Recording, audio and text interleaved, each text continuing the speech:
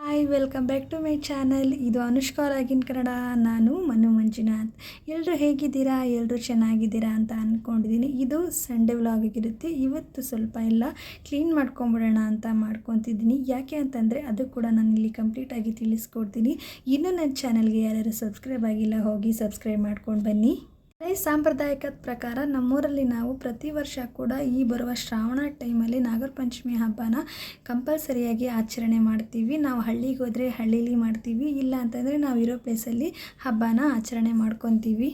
ಈ ಥರ ಟೈಮಲ್ಲಿ ಹಳ್ಳಿಗೆ ಹೋಗಿ ಮಾಡೋದಕ್ಕೆ ನನಗಂತೂ ತುಂಬಾ ಇಷ್ಟ ಆಗುತ್ತೆ. ಅದರಲ್ಲೂ ಕೆಲಸ ಕೂಡ ಜಾಸ್ತಿ ಇರುತ್ತೆ, ಆದರೂ ಒಂಥರ ತುಂಬಾ ಖುಷಿ ಇರುತ್ತೆ. ಹಳೆ ಫ್ರೆಂಡ್ಸ್ ಎಲ್ಲ ಸಿಗ್ತಾರೆ. ಈ ಥರ ಟೈಮಲ್ಲಿ ನಮ್ಮೂರಲ್ಲಿ ಕಾವಲಲ್ಲಿ ನೀರು ಕೂಡ ಬಿಟ್ಟಿರ್ತಾರೆ.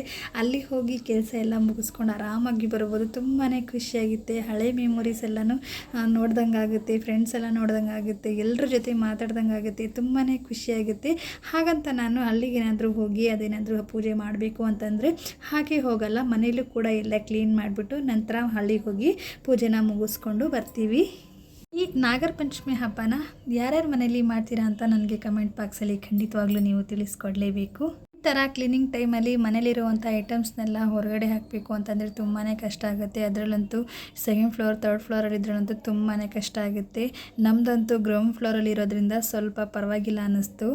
ಬರೀ ಇವತ್ತು ವೈಟ್ ಸಿಮೆಂಟ್ ಹಾಕೋದಲ್ವ, ಏನು ಅನ್ಸಲ್ಲ, ಹಿಂಸೆ, ಬೇಗ ಬೇಗ ಮುಗಿಸ್ಕೊಂಬಿಡೋಣ ಅಂತ ಅಂದ್ಕೊಂಡಿದ್ವಿ. ಬಟ್ ತುಂಬಾ ಕಷ್ಟ ಆಯಿತು ಅದೆಲ್ಲ ತೆಗಿಯೋದಕ್ಕೆ. ಅದರೊಳಗಡೆ ಎಲ್ಲ ಫುಲ್ ಜಿರಳೆಗಳೆಲ್ಲ ಹೋಗಿಬಿಟ್ಟಿದ್ವು, ಸಣ್ಣ ಸಣ್ಣ ಜಿರಳೆಗಳಾಗಿ ಮರಿಗಳೆಲ್ಲ ಹಾಕಿಬಿಟ್ಟಿದ್ವಿ.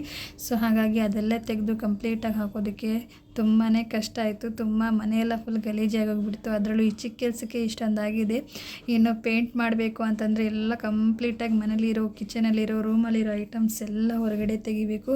ಅವತ್ತಂತೂ ಫುಲ್ ಟಯರ್ಡಾಗಿ ಹೋಗ್ಬಿಟ್ಟಿರ್ತೀನಿ. ಆದರೂ ಒಂದು ಸ್ವಲ್ಪ ಖುಷಿ ಇರುತ್ತಲ್ವ, ಮನೇಲೇನಾದರೂ ಒಳ್ಳೆ ಕೆಲಸ ಆಗ್ತಿದೆ, ಒಂದು ಒಳ್ಳೆ ಪೂಜೆ ಆಗ್ತಿದೆ, ಮತ್ತು ಪಾಸಿಟಿವ್ ವೆಬ್ಸ್ ಎಲ್ಲ ಒಳ್ಳೆಯದಾಗುತ್ತೆ ಅಂತಂದರೆ ನಮ್ಗೆ ತುಂಬಾ ಖುಷಿಯಾಗುತ್ತಲ್ವ.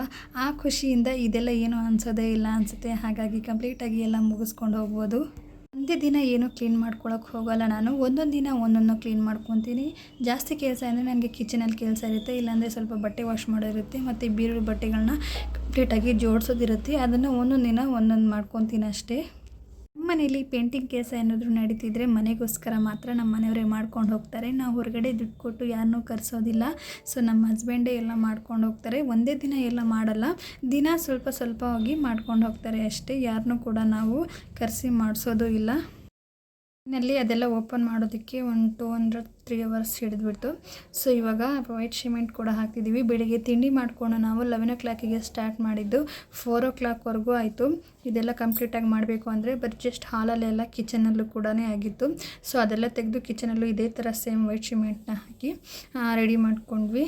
ಹಾಗೆ ಇವತ್ತು ಮಧ್ಯಾಹ್ನ ನಾವು ಊಟ ಕೂಡ ಮಾಡಿರಲಿಲ್ಲ, ತುಂಬಾ ಸುಸ್ತಾಗಿಬಿಟ್ಟಿದ್ವಿ. ಬಟ್ ಅಡುಗೆ ಕೂಡ ಮಾಡ್ಕೊಳಕ್ಕೆ ಆಗ್ತಿರಲಿಲ್ಲ, ಯಾಕಂದರೆ ಐಟಮ್ಸ್ನೆಲ್ಲ ನಾನು ಮೇಲ್ಗಡೆ ಎಲ್ಲ ಇಟ್ಬಿಟ್ಟಿದ್ದೆ, ಕೆಳಗಡೆ ಇರೋದೆಲ್ಲ. ಸೊ ಹಾಗೆಲ್ಲ ಜೋಡಿಸಿ ಎಲ್ಲ ರೆಡಿ ಮಾಡೋದಕ್ಕೆ ನನಗೆ ಫೈನಲಿ 6 o'clock ಆಗೋಗಿಬಿಡ್ತು.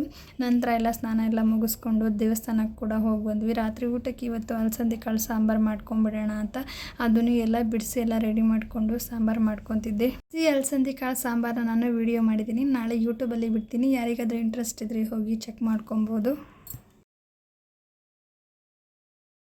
ಹೊರಗಡೆ ಏನಾದರೂ ತಿನ್ಕೊಂಬಂದುಬಿಡೋಣ ಅಂತ ಹೇಳ್ತಿದ್ರು ನನ್ನ ಹಸ್ಬೆಂಡು. ಬಟ್ ನಮಗೆ ಅದೆಲ್ಲ ಇಷ್ಟ ಆಗಲ್ಲ.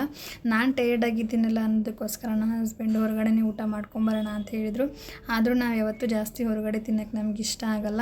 ಸೊ ಅದಕ್ಕಿಂತ ನಾವು ದೇವಸ್ಥಾನಕ್ಕೆ ಹೋದಾಗ ನಮಗೆ ಸ್ವಲ್ಪ ಪ್ರಸಾದ ಎಲ್ಲ ಚೆನ್ನಾಗಿ ಕೊಟ್ಟಿದ್ದರು, ಅದರಿಂದ ಸ್ವಲ್ಪ ಪರವಾಗಿಲ್ಲ. ತುಂಬಾ ಚೆನ್ನಾಗಿತ್ತು ಪ್ರಸಾದ. ದೇವಸ್ಥಾನದಲ್ಲಿ ತುಂಬಾ ರಶ್ ಇತ್ತು, ಅಲಂಕಾರ ಮಾತ್ರ ತುಂಬಾ ಚೆನ್ನಾಗಿ ಮಾಡಿದರು.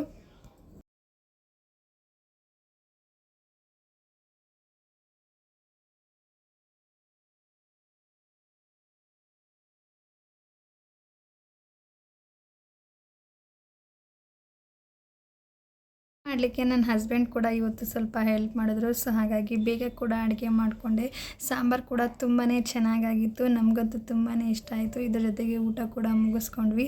ಇನ್ನೂ ನನ್ನ ಚಾನಲ್ಗೆ ಯಾರ್ಯಾರು ಸಬ್ಸ್ಕ್ರೈಬ್ ಆಗಿಲ್ಲ ಹಾಗೆ ಸಬ್ಸ್ಕ್ರೈಬ್ ಮಾಡ್ಕೊಳ್ಳಿ. ಈ ವಿಡಿಯೋ ಇಷ್ಟ ಆದಲ್ಲಿ ಖಂಡಿತವಾಗ್ಲೂ ಒಂದು ಲೈಕ್ ಕೊಡಿ.